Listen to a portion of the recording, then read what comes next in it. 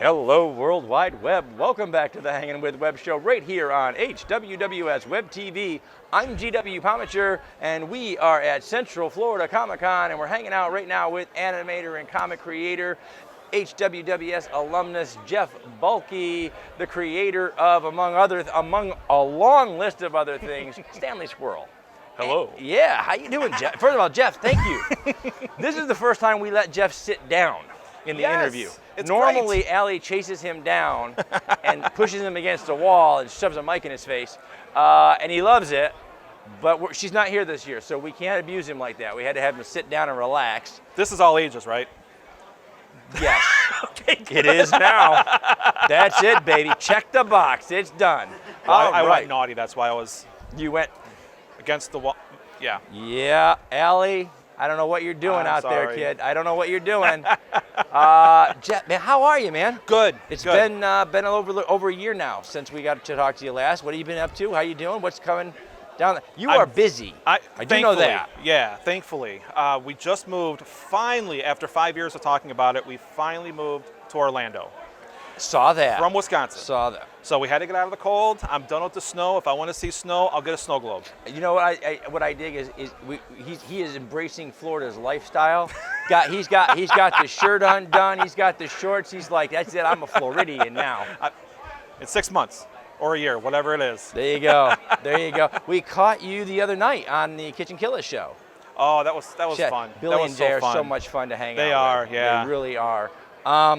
So, what's your latest project, man? What's going on? I know you get the comic strip that you're putting out. Yeah, the comic strip is actually our newest thing that we have, and I'm going to be doing one every single week, every Sunday. Wow. Unfortunately, today I kind of lost it a little bit because, well, where I'm at. Look where we at are. the show. Look where we are.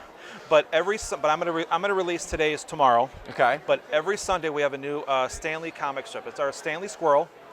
He's got a little girlfriend, Natasha. They got a little history there, which we'll get into in the comic strips. Hijinks is about to ensue in the squirrel community.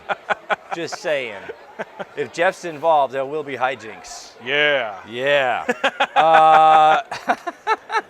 But it's fun. I can't wait to go on and on with the series. It's going to be a lot of fun. We have a comic book coming out. Our studio was hired to actually do with a bigger company. So that'll Awesome. be coming out in October. Fantastic, Can't wait for man. that. A lot of cool, and animations, of course. I was gonna say, and you got animation projects. You're working Yeah. animation and Yeah. killing it there. Since you came down to Central Florida, you have been working to get your studio up and pushing things out here now. Everything's going well, on target, on track. Nothing ever goes right. Nothing ever goes to plan. Yeah, yeah. Unfortunately. Plan is that but yeah. thing that you make while everyone is going, yeah, that's gonna work out.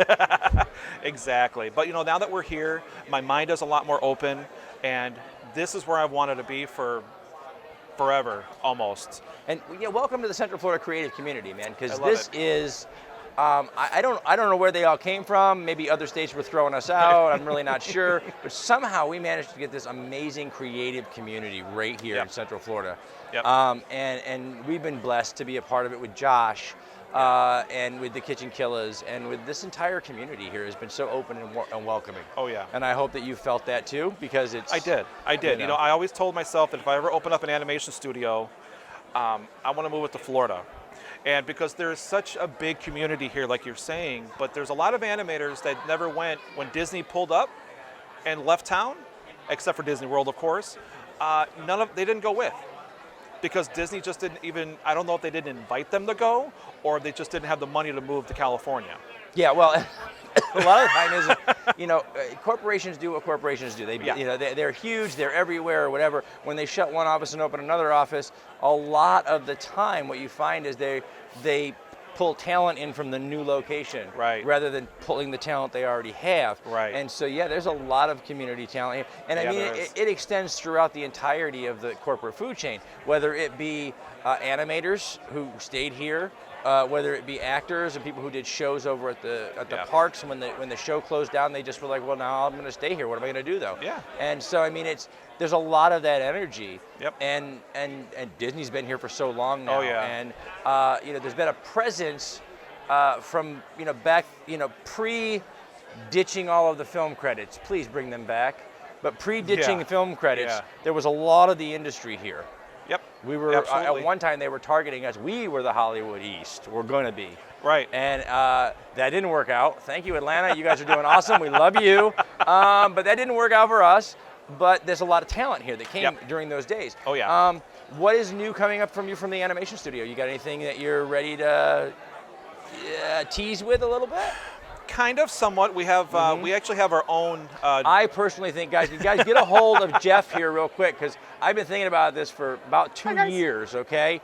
I think Jeff's studio we should do a Scooby-Doo / Josie and the Pussycat style Kitchen Killers cartoon where the guys go to a kitchen and solve a mystery and then play their music and then go on. And I think you should be the guy to do that. That'd be kind of fun, actually. That'd be kind of neat. Kind of the old school, kind of Scooby-Doo coming in or whatever. Yeah. I see, Jeff, I see Shelly and Billy and Jay pulling up, solve the mystery, play the kitchen. You're forgetting a couple of people.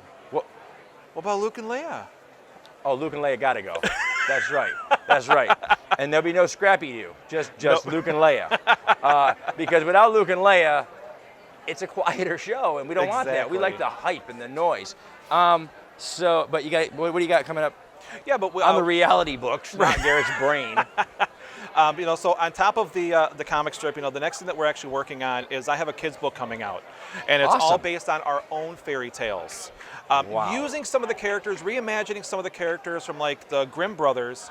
But the first book that we're doing is actually Red Riding Hood. What happens after she leaves Grandma's house? Nobody knows. Was her grandmother actually eaten by the wolf?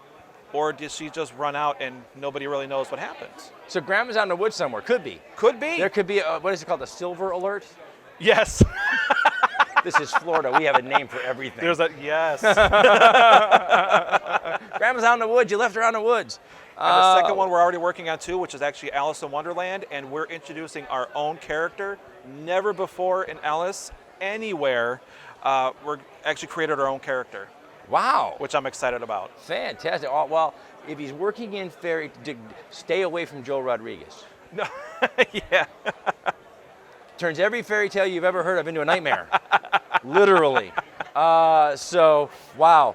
You got so much going on, though. Yeah. Yeah. It's nice. What's the best part of this journey for you so far? It really is. It is definitely meeting the people. I know that sounds kind of cliche, kind of like, oh yeah, that's of course he's going to say that. No, it really is. Because I actually have a couple, because I went out to the shows, working in comic books even, I have a couple of former Disney animators working with me, which is really, really cool. They never went digital, but I'm learning a lot from them. I'm meeting a lot of people, like exactly what I should or shouldn't be doing. They're just training me kind of to how that industry works. It is, it does, trying to put it into words, it always comes out with, the people, the fans, and the community. And people hear those words and they just kind of tune and they're like, hey, it's kind of cliche, but it's such a fact that this is, especially con culture and popular culture as a community has become an extended family for so many of us. Yep. And we have mentors that we're learning from. We have those that are coming up that are learning from us. Yeah. You just form these relationships. Yeah. There is so much happening behind, don't make this dirty, YouTube. Behind the curtains at a con, there's so much happening. Oh yeah. And relationships that are being built and new ideas and new creativity that is just churning. And that's what out. makes it interesting though. That's what makes the journey half worth it. Yeah. And then when you do go to shows, not just the people behind the tables, it's the people on the other side of the table, the fans. They're the ones that actually make it. Because if you're an artist at a con, by the way, and you get that 15-year-old, 13-year-old, 14-year-old fan that comes up to your table and is talking to you, always try to remember, and I know I've seen you interact with your fans, Jeff, and you know this, that is the next you. Yep. That's the guy in the next know. table 20 years later, because that's where we all were when we were kids. Absolutely. And so speaking of the community, what is the most memorable or standout fan moment at a con? Interacting with Long time ago. Yeah. Well, for me as a fan or me as a pro? Tell you what, let's do both. What was your fan moment? Okay. What was your fan interacted moment as a pro? Okay. So I'm going to go back to when I was a kid. And when I went to one of my first shows, Stan Lee,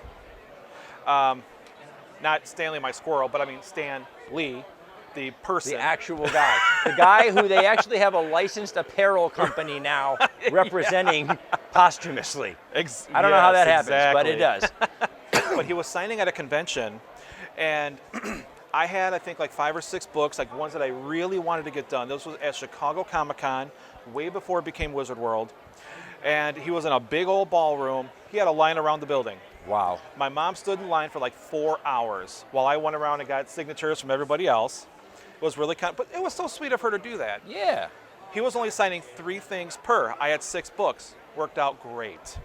So I get up there, and he looks up at me. He's got those big old glasses on that he still had, like all the way to the very end.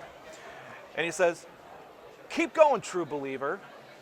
You never know where life is going to take you." Something to that effect. I'm kind of paraphrasing a little bit. Because we're it's talking, Stan. And my God, 34 years ago. Oh my God. Did I really just say that? Wow. he did. Time flies. But he says, "Keep going, true believer. Keep up with your dreams. Keep doing what you want to do, and it's going to happen." And he signed my book, which was actually Amazing Spider-Man 41, the first appearance of Rhino. Wow. There was a few other books that he signed too, just kind of something newer at the time. And I walked and I got my books. I'm like, "Thank you." I'm like, "What was that all about?" Again, at the time, I was probably like maybe 11, 12 years old, maybe 13 at tops. Right as I'm about to walk out the door, I turn, look over my shoulder, and he's still looking at me. And he's got a big grin on his face. And I'm like, "Ooh, he's kind of creepy." Then I went home, and I'm thinking, I'm like, "God, I know what I want to do with my life. I want to be a comic book artist." And I'm like, Stan Lee already saw it. He already knew that that's what I was going to do. And he pulled it out with one smile and one line. Yep. He was able to take the comic book artist living in that little kid's heart. Yep. And pull it out. And he did. And here we are all those years later. Yep. And now your interaction with a fan. How have you paid that forward? Really, really sweet. There was, I have a big thing when it comes to mothers and their sons. I have nothing against mothers, daughters. Because his mother stood in line for 4 hours. She took me to all the shows that I wanted to go to, which was all Awesome. Chicago Comic-Con at the time. She took me to the store every week, bought all of my comics, started my huge collection that I still have today, most of it. And so I have kind of like a thing for mothers and sons. Mother and son walk up to me. I'm like, "Hey guys, how you doing?" I kind of start doing my spiel and stuff like that, kind of what prices are, who the characters are. Well, the mother says, "Well, I don't know who these characters are." And so I started kind of explaining to him. The kid is looking, going, "Oh, I love this, I love this." This is kind of sad, but it's not. It turns into a good story. They didn't have the money. They lost everything in a flood because that year there was a lot of rain. This was actually the whole southern part of the country back then was right. Yeah. So this was actually closer up by us when we lived in Wisconsin at the time. It was a smaller show, and I'll never forget. The kid was like, "I really want this," and the mom says, "Well, we can't do it right now. Let's see if we can later on." Came around a couple different times, and the kid started crying because he really wanted the piece. So I'm like, I can't let him go. Yeah. I can't. Yeah. I said, "Okay, guys, come here." Brought them behind the table, sat them down. I had a couple chairs, and I said, "I want you to do me a favor." And the mom says, "Okay." She looks kind of freaked out at this point. She's like, "Okay, this guy's kind of creepy." The same feeling that his mom had when Stan Lee just kept smiling at him. And so, yeah. And I said, "I want you to pick out some prints." And she goes, "For what?" "For you."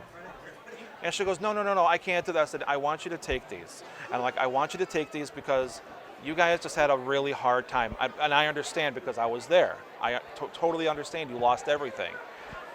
Take some of this, put it up in your house someplace, look at it, and smile. If I can do that for you for even 2 seconds, I did my job. That's it.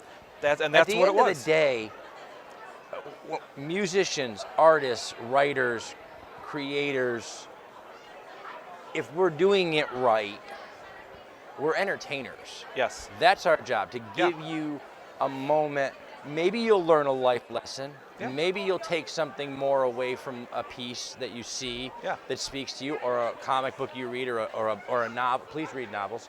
Yes, please. Maybe you'll take something away from that. Yeah. But if you don't, if for some reason you miss the messaging and you miss all of that, smile.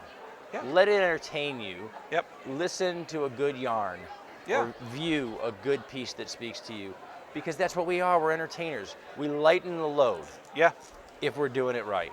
And sometimes doing it right. Sometimes we Seeing get that. off a little bit, and I've seen a lot of people. I think we've all Yeah. seen a lot of people kind of drift in a different way. And But you have to that's struggle. just You have kinda- to. It Yeah. is a struggle. And as Yeah. we succeed, it becomes more of a struggle because there becomes more of a distance. I always say the line on set is just a thin black tape line. Yeah. That line gets thicker as we succeed, and we sometimes forget Yeah. It's true. our purpose. Yep. And every once in a while, though, those moments are the ones that keep you grounded, to keep you Yes. centered, to remind you. Yeah. What I do isn't, I'm not solving world hunger or creating world peace. But for that 1 second, if they look at that, that's world peace. When they look at that for 2 seconds and they say, Right. that's a happy moment and a happy place. And if we can do that to 6 billion more people, Yeah. it's a better world we live in. And that's our And job. that's what I look at with my comic strips. That's what I'm hoping with the comic strips, the comic books, the kids' books, and even the animations. If I could take you out of reality for just that little bit, however long it may take, then I did my job. I make you a happier and healthier and better person in the Yeah. end. And that makes us happy and healthy and better people Right, in the end. exactly, Right? it does. Guys, we've been hanging out with Jeff Balke here at Central Florida Comic Con. We have to thank our partners and friends only because Sage is making us. But thank you to Famous Faces and Funnies, Josh Bauer at J Bauer Art for all the art that's on set this weekend, Space Coast Comics and Space Coast Comic Con, Hearts Helping Others of Central Florida. That's families helping families right here in Central Florida, sharing times at Christmas and Love it. helping sick kids, helping everybody around the community. Brevard Film and Talent for making me not a good filmmaker, but a filmmaker instead of just a journalist. Our great folks over at Mommy and G, that's my beautiful daughter-in-law and my granddaughter, baby G, who are filling all of our merchandising needs. That's cool. They're doing it for us. NSC Live TV for helping share all these comic book creators with the live auction universe out in Facebook land. Entertainment Inc. and Ink Fusion Magazine for helping us to put some toys and tchotchkes on our set this weekend. Sweet. They keep selling them right off the set, though, so I have to keep going and stealing more. So, guys, check out the links down below. See what Jeff is up to next. Please. Stay tuned in, stay logged on, and see who we're hanging with next. Awesome. Jeff, thank Cool. you so Thank much. you. But that I was appreciate awesome. it. That was a Yeah, lot that of was fun. great.